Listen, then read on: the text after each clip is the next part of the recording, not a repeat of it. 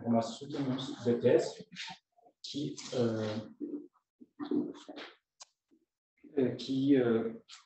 s'intitule Assimilation de données pour améliorer. Avant de commencer, je vous demanderai d'éteindre vos portables.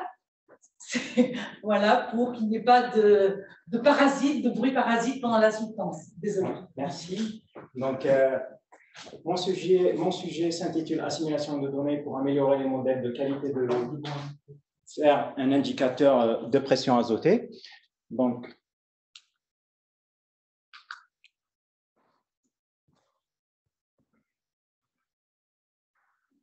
je vais commencer par vous présenter le contexte général.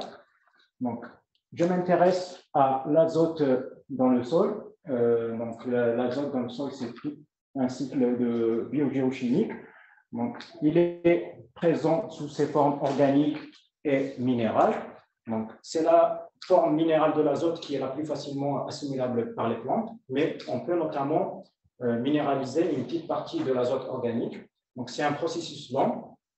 Et on peut également obtenir de l'azote minéral par la voie de la fixation biologique de l'azote atmosphérique via les légumineuses, par exemple. Donc, sauf que l'accroissement de la population mondiale a engendré une augmentation du besoin alimentaire et automatiquement la nécessité d'améliorer le rendement agricole.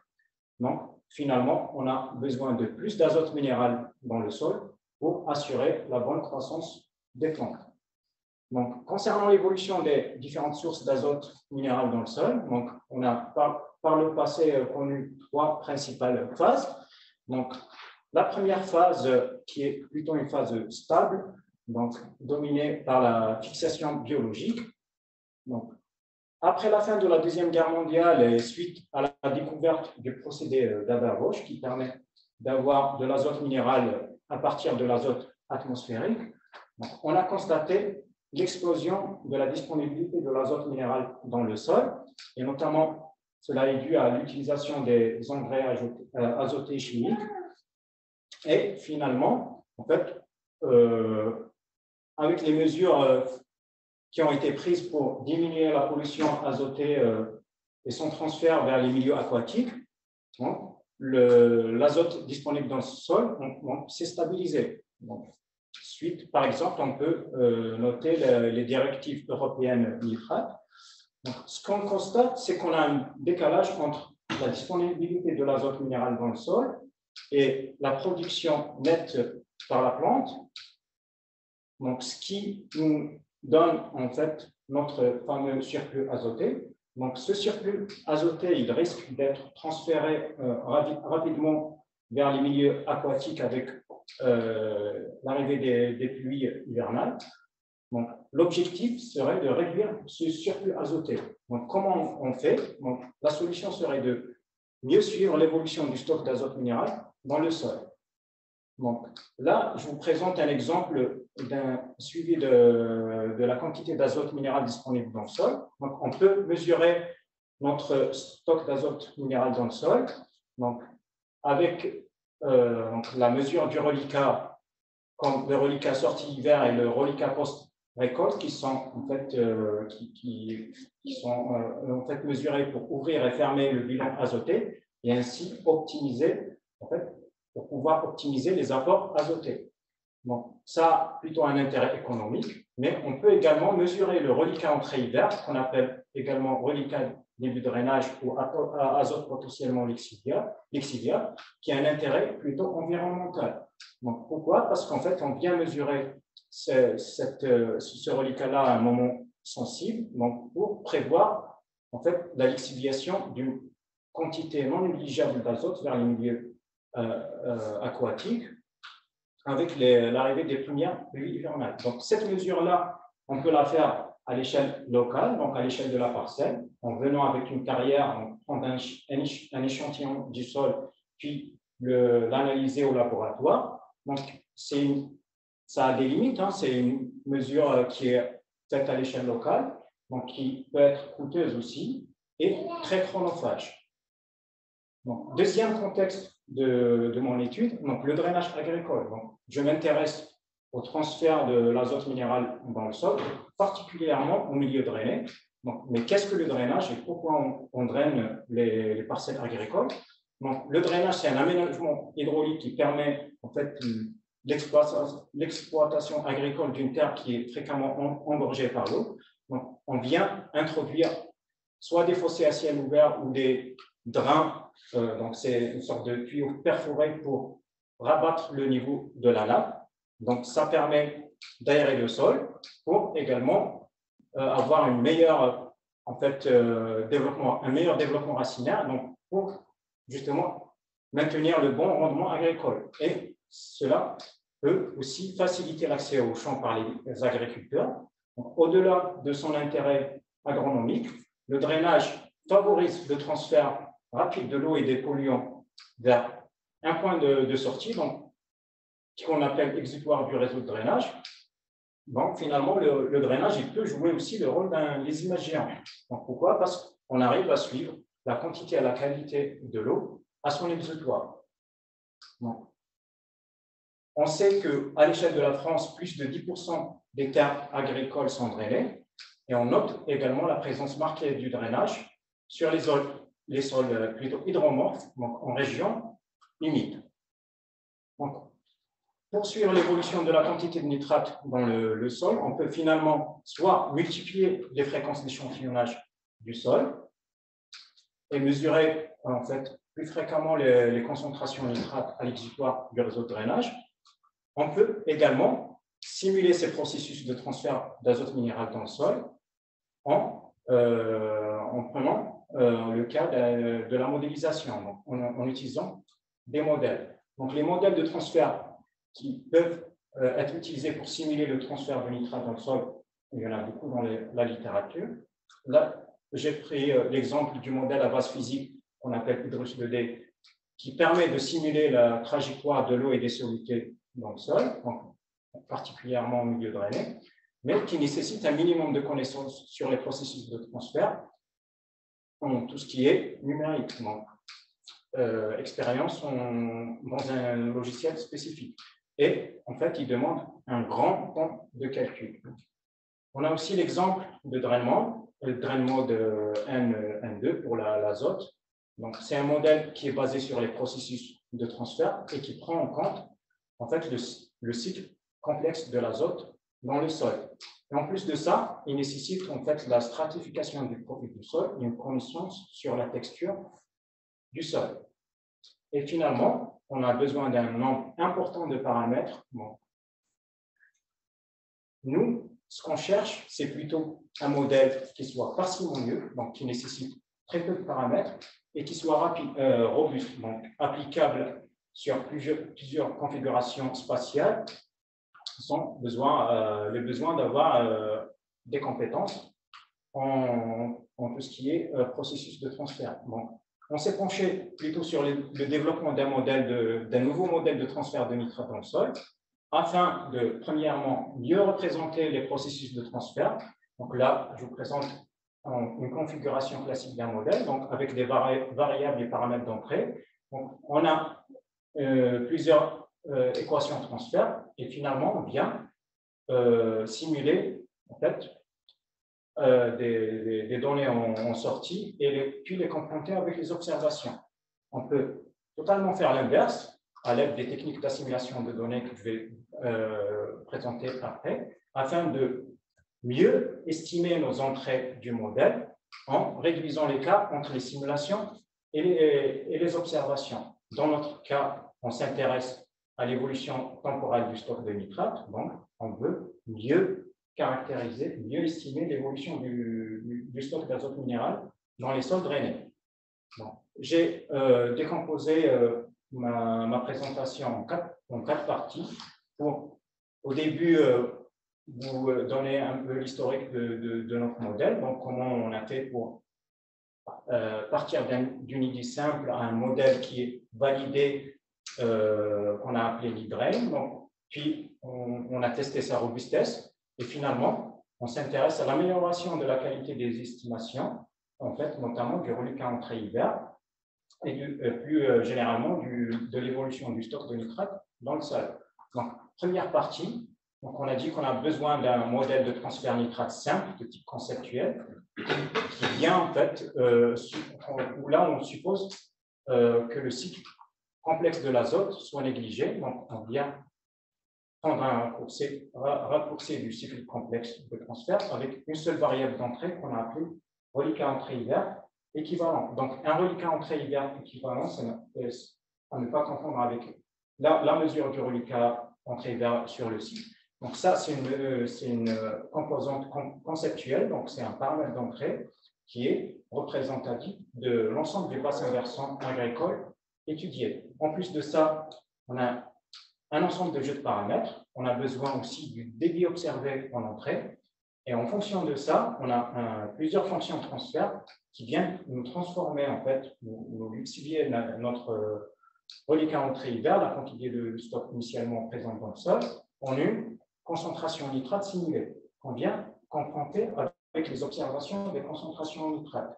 Donc, on a besoin du débit de drainage et des concentrations en nitrate observées à l'exécuteur du réseau de drainage. Donc, comment on fait pour mesurer ces deux variables-là? Concernant le débit de drainage, on peut avoir un dispositif de mesure de hauteur d'eau, comme je vous présente ici. Donc, on vient transformer la hauteur d'eau mesurée en un débit à l'aide d'une courbe de tarage, comme on peut également utiliser les sondes Doppler pour mesurer la vitesse d'écoulement la vitesse d'écoulement et la transformer en un débit. Concernant la qualité de l'eau et particulièrement les concentrations en nitrate, on peut soit dans le passé on utilisait les systèmes de spectrométrie UV nitrate et récemment en fait on a simplifié le dispositif là avec les sondes scan spectro UV, donc version miniature de l'ancien système. Donc ces mesures là, donc on les a obtenues dans des parcelles agricoles artificiellement drainées. Donc on a 3 sites au total. Donc, on a le site de la Jalière qui fait 1 hectare, dans lequel on a 4 ans de données.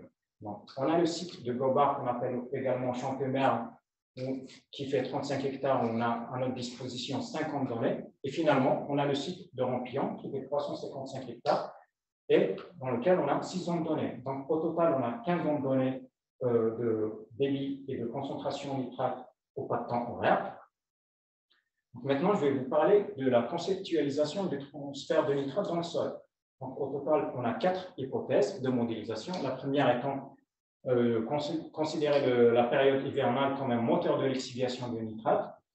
Pourquoi? Parce qu'en fait, on considère qu'en période hivernale, donc, on a notre cycle géochimique qui est ralenti, donc, avec les faibles températures de l'air. Donc, deuxièmement, on vient chercher la conceptualisation des transferts de nitrate dans le sol drainé, donc décrire à la fois les effets d'entraînement et de dilution des nitrates. Et troisièmement, on considère que le débit total doit être décomposé en plusieurs contributions. Et finalement, on viendra décomposer notre espace drain et interdrain en plusieurs. On a un ensemble de réservoirs conceptuels. Donc, première hypothèse, donc, période hivernale qui est le moteur de la lixiviation. Donc là, dans cette figure, donc, je vous présente les cumuls des exportations de nitrate dans le temps, donc obtenus au niveau des parcelles agricoles de Rampillon. Donc, on a 4 ans de données. Donc, si on prend la moyenne des exportations, des cumuls des exportations de pluie, on note que de septembre, donc durant la période hivernale de septembre jusqu'à février, on a exporté 77% des flux annuels. Donc, à l'aide de notre modèle où on se concentre plutôt sur la période hivernale, on peut expliquer 77% des exportations. Donc, pour les 23% restants, donc, en printemps, donc, soit il faut rajouter un module agronomique ou bien estimer notre stock d'azote avec les techniques d'assimilation de données. Donc, deuxième hypothèse, en fait, on vient essayer de décrire le plus fidèlement les phénomènes d'entraînement de dilution. Donc, là, c'est un exemple de suivi horaire de concentration nitrate et de débit de drainage. Donc, là, dans cette figure, on voit les observations des concentrations nitrate en rouge et l'équivalent de débit en bleu. Donc, pour la saison de drainage 2017-2018 à Rampillon. Donc, on peut décomposer nos données en deux périodes. Donc, la première période hivernale, on peut en fait voir qu'il y a plus de l'entraînement des nitrates. Donc, qu'est-ce qu'un entraînement des nitrates? C'est quand on a une corrélation positive entre le débit et les concentrations nitrates. Donc, toute augmentation du débit engendre une augmentation des concentrations nitrates. Ça, c'est au début de la saison de drainage. Et puis, quand on est dans la saison de drainage intense, on observe plutôt l'inverse, des phénomènes de dilution. Donc, une augmentation du débit qui engendre une diminution systématique des concentrations nitrates. Donc, comme cela est possible, car en fait, à cause des variations du stock d'azote et son transfert et son déplacement en fait, dans notre matrice sol drainée. Donc, comment cela est possible? Donc, maintenant, je viens vous présenter les processus de transfert de nitrate en parcelles drainées. Donc, si on se place dans une période d'interculture, donc c'est une période qui est propice à l'accumulation de l'azote minéral en faible profondeur. Donc, cela est dû à la minéralisation d'une partie de l'azote organique et aussi à la fertilisation des restes de la fertilisation printanière. Donc, avec l'arrivée des premières pluies hivernales en automne et au début de l'hiver, donc ce stock qui était initialement présent en faible profondeur vient d'être lixivié en profondeur et on peut décomposer ce stock-là en deux parties. Donc, une partie qui va rapidement rejoindre le drain avec des fortes vitesses de transfert dans le sol, donc, ce qui nous donne l'effet d'entraînement en fait, en début de la saison de drainage. Une fois que ce compartiment-là se vide, donc on voit plutôt l'effet de la dilution, donc avec un transfert lent des nitrates depuis l'interdrain vers le drain. Donc, ces deux processus de transfert, donc ces deux phénomènes d'entraînement et dilution, on peut les conceptualiser donc, avec deux équations de transfert. Donc, on a cherché dans la littérature les fonctions de transfert les plus appropriées pour notre contexte. C'est de 1, on a le modèle de Berns-Cotter qui permet en fait, de caractériser les transferts rapides de nitrate vers les drains pour mettre en avant l'effet d'entraînement. Également, on a le modèle exponentiel pour décrire les phénomènes de dilution, donc les transferts lents du nitrate vers le drain. Bon. Troisième hypothèse qui est la décomposition de notre débit en plusieurs contributions. Donc, on a choisi de décomposer notre débit à l'aide d'un paramètre B. Donc, on a ce qu'on appelle fort débit QB et on a les faibles débits QB. Donc, les forts débits, c'est plus pour caractériser les transferts rapides, donc les effets d'entraînement, et les débits de base, donc les faibles débits, c'est pour caractériser les transferts, bon, la dilution. Là, on observe qu'on a notre débit total qui est exporté par les drains. Donc, quatrième hypothèse, là où on a plusieurs approches de modélisation. Donc, on est parti d'un cas basique avec un seul réservoir conceptuel et on a commencé à complexifier les choses avec deux réservoirs en parallèle, deux réservoirs en série et finalement 3 réservoirs en série. Avec, donc, comme critère de performance, on a choisi le critère de Nash. Voilà l'équation de ce critère de performance. Donc, plus on a des valeurs proches de 1, et mieux le modèle arrive à simuler nos concentrations nitrates. Donc, on a pris le choix de calibrer nos données de concentration sur nos données sur les concentrations en nitrate et pas sur les flux.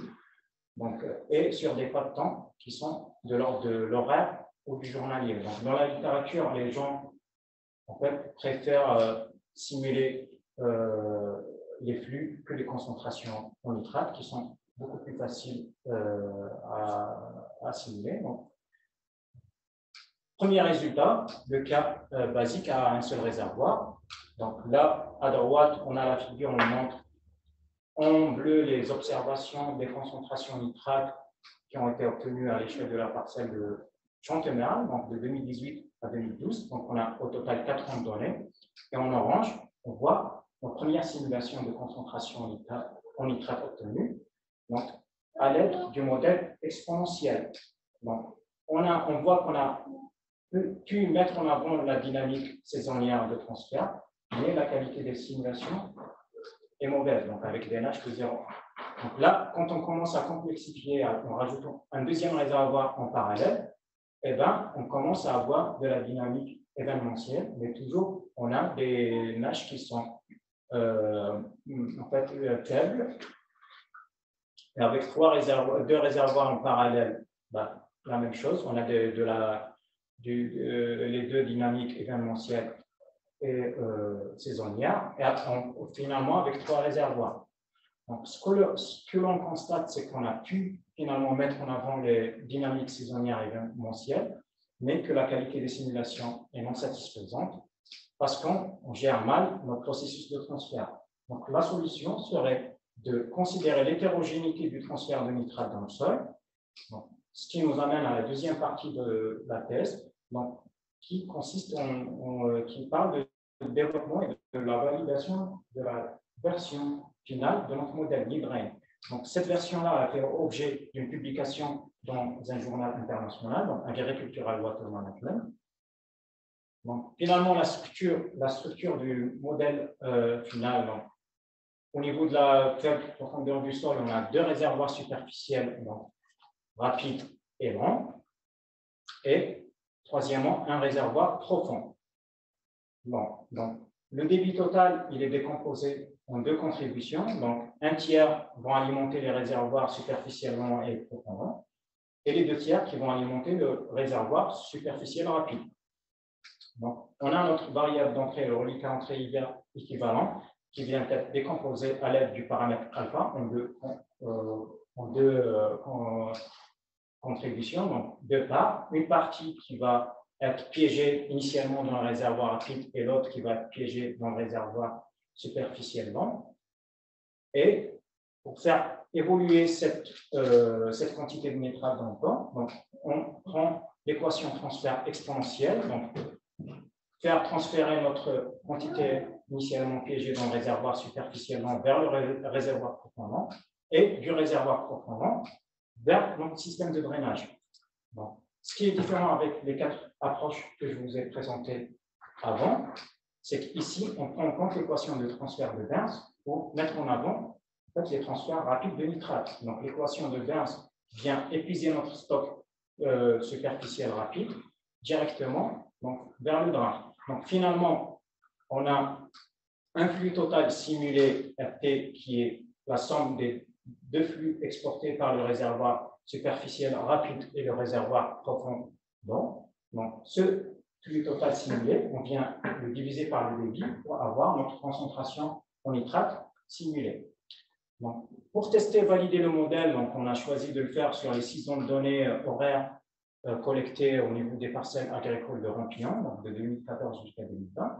Donc, on procède en 2 étapes. La première étape, c'est de faire un calage annuel du modèle pour étudier la variabilité des paramètres d'entrée. Donc, on a au total un jeu de paramètres par an, donc au total 6 jeux de paramètres pour les 6 ans. En deuxième lieu, on vient faire un processus de calage-validation sur l'ensemble de la période. On vient prendre la période globale, on la subdivise en 2 sous-parties. Donc, on vient calibrer nos paramètres sur la partie P1, par exemple, et valider en fait, les performances du modèle sur la partie P2. Et inversement, donc, on cale sur P2, mais on vient valider sur P1. Donc, le site étudié, bien évidemment, comme je vous ai expliqué, c'est le site de Rampillon, on l'a déjà présenté avant. Donc, première étape, calage annuel. Là, je vous présente des résultats qu'on a obtenus. Donc, en bleu, on a les observations des concentrations en nitrate et regardez les simulations des concentrations en nitrate en orange. Donc, on a des très belles performances de modélisation avec des nages qui sont supérieurs à 0,8. Donc, on arrive à très bien simuler nos concentrations en nitrate à partir d'un jeu de paramètres et de l'estimation du reliquat entrée-hiver équivalent au 1er septembre, donc au début de la saison de drainage. Donc, sur cette période-là, de 2017 à 2018, on peut remarquer en fait qu'on a très bien conceptualisé notre effet d'entraînement et notre effet de dilution. Donc, à droite, en haut, ici, je vous présente l'évolution du stock de nitrate dans chacun des 3 réservoirs définis. Donc, et on voit qu'en fait, on passe de la période d'entraînement vers la période de dilution quand le réservoir propant, en fait, le stock qui est piégé dans le réservoir propant, devient plus important que le stock de nitrate qui est piégé dans le réservoir superficiel rapide. Donc, deuxième étape, calibrer et valider le modèle sur l'ensemble de la période. Donc, bien calibrer nos paramètres sur la période P1, valider sur la période P2. Et inversement, donc, on cale sur P2 et on valide sur P1. Donc, globalement, on a de très belles performances. Donc, on a quand même un H qui passe de 0,78 à 0,4. Donc, quand on cale sur P1 et on valide sur P2, mais ces performances restent élevées en termes de qualité de l'eau.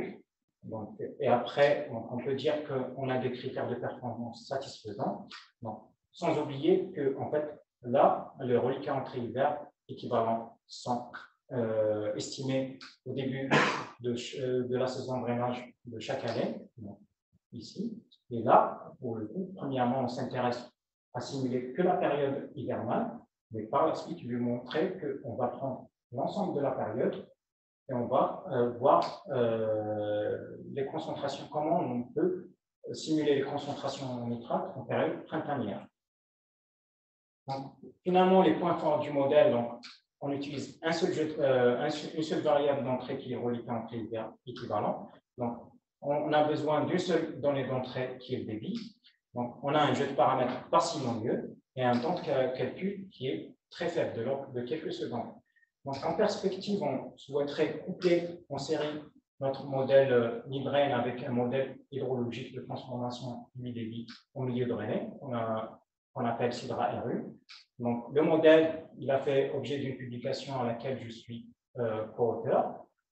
Deuxièmement, on voudrait tester la robustesse du modèle pour voir s'il fonctionne bien sur d'autres configurations spatiales et climatiques. Donc, ce qui nous amène à notre troisième partie de présentation, donc, qui s'intéresse au test de la robustesse du modèle. Donc, cette partie, elle a fait objet d'une communication écrite qui est déjà disponible en ligne.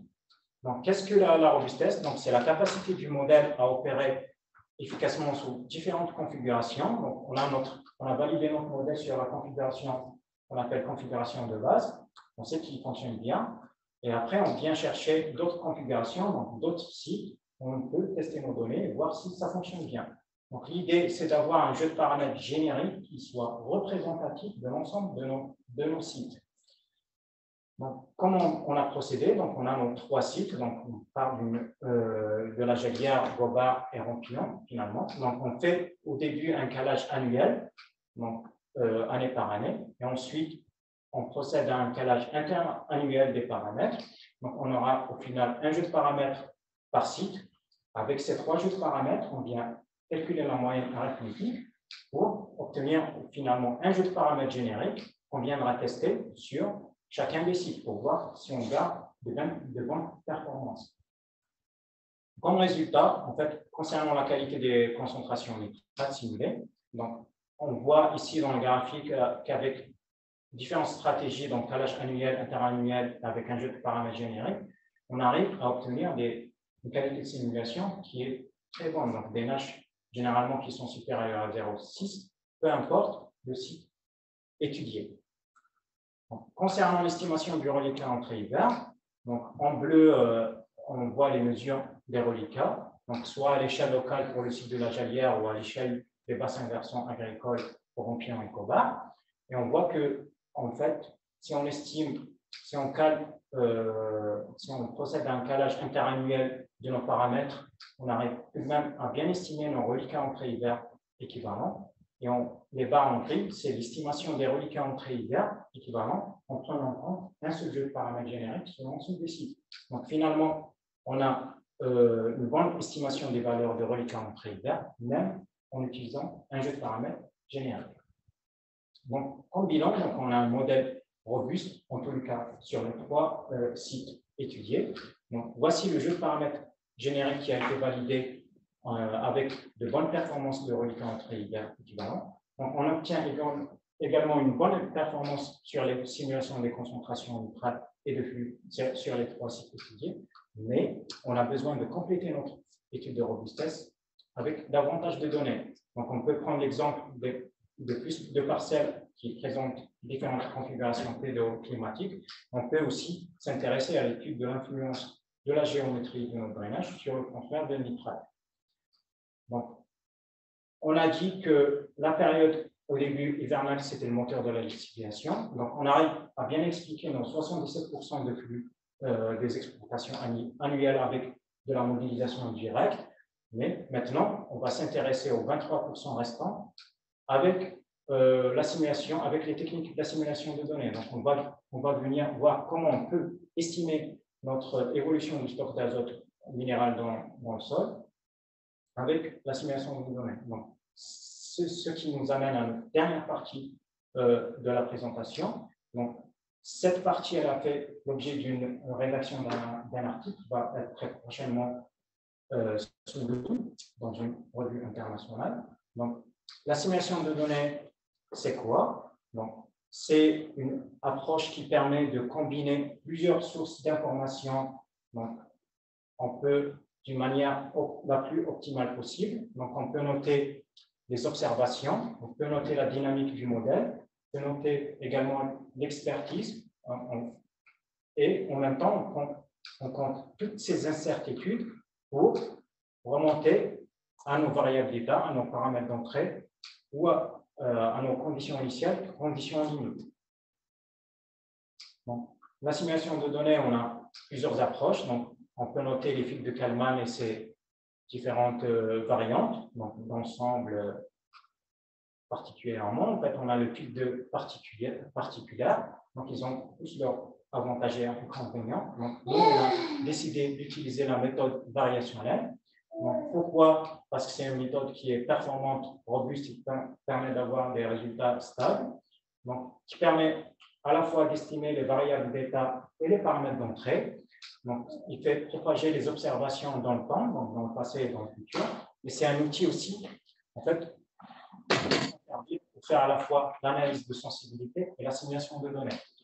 Donc, et après, son implémentation est simple dans le cas des modèles hydrains et finalement, c'était un choix naturel vu l'expertise au sein de notre équipe INRAE. Donc, on travaille plus sur les méthodes variationnelles. Donc, concernant l'implémentation de l'assimilation de données variationnelles, donc les différentes étapes, donc si l'on considère qu'on a un modèle M qui vient nous transformer des paramètres d'entrée I en une sortie X, on vient comparer aux observations. Bon.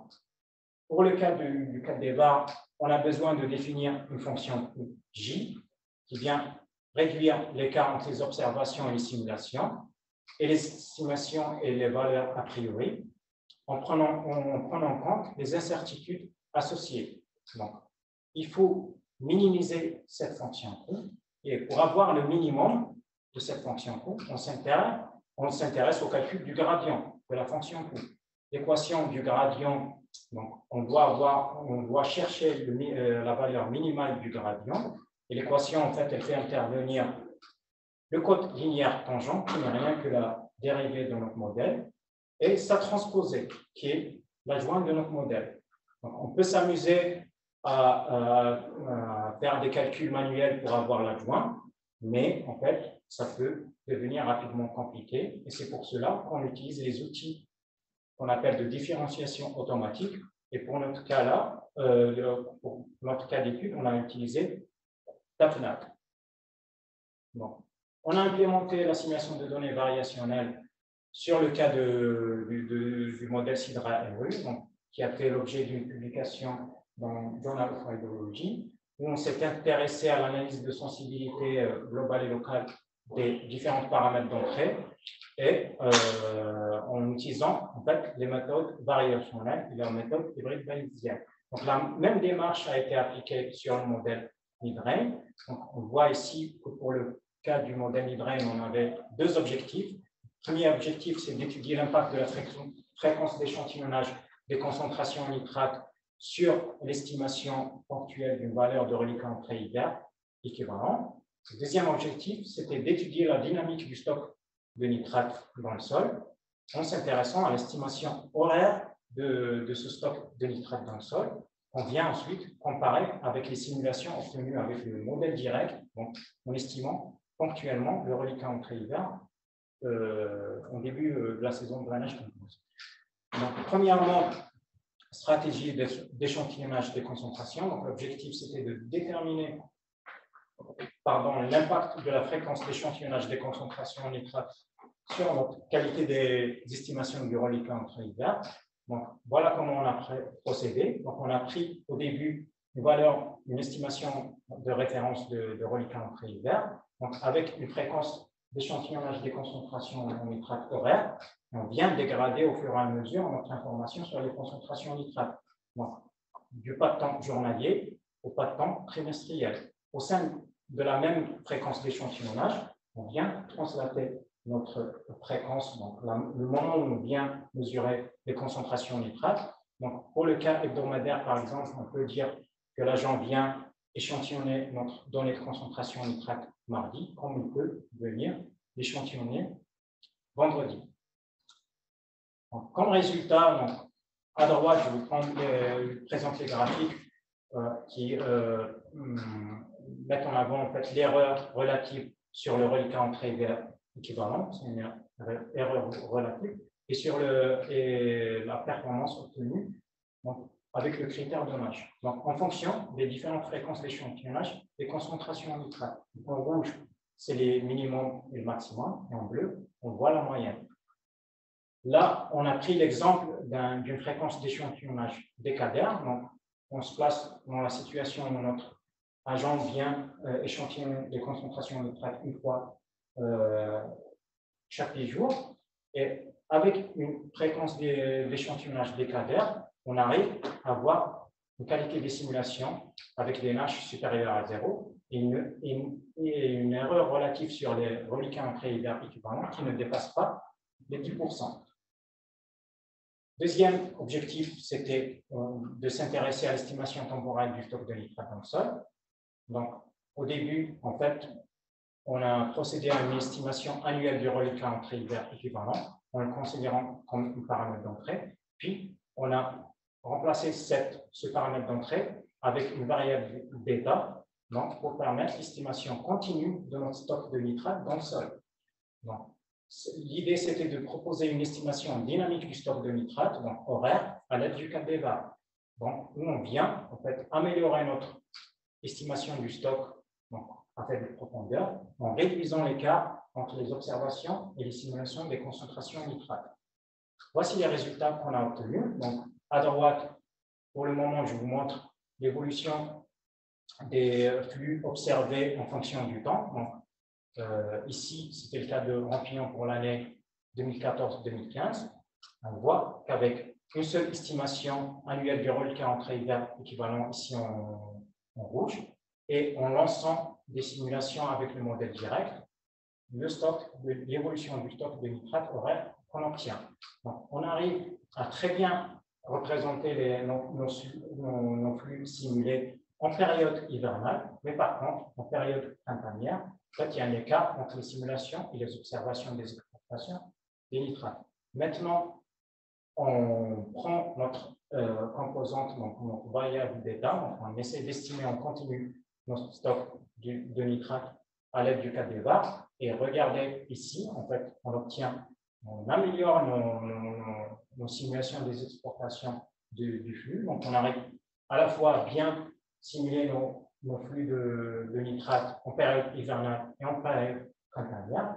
En plus de ça, on améliore notre estimation de stock de nitrate minéral dans le sol, et notamment en période printanière. On arrive à capturer tout ce qui est pratique agricole et en particulier la fertilisation printanière. En termes de résultats, donc, notre estimation de stock s'élève à 240 kg nitrate par hectare, qui reste dans le même ordre de grandeur que les apports réels de fertilisants.